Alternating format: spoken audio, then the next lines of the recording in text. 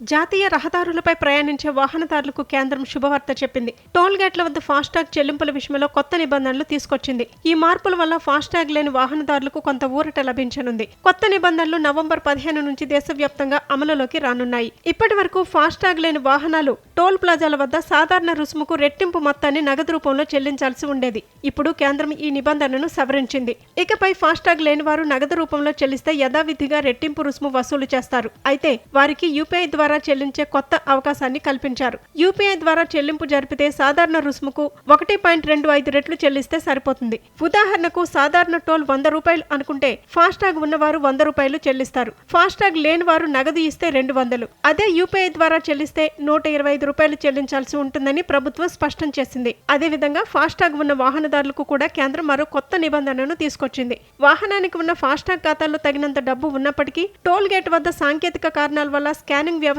Fail అయి డబ్బులు cut కాకపోతే ఆ వాహనదారులు ఎలాంటి రుసుము చెల్లించకుండా ఉచితంగా వెళ్లిపోవచ్చు. ఈ నిర్ణయంతో టోల్ ప్లాజాల వద్ద సిస్టమ్ వైఫల్యాల వల్ల ప్రయాణికులకు కలిగే ఇబ్బందులకు తెరపడనుంది.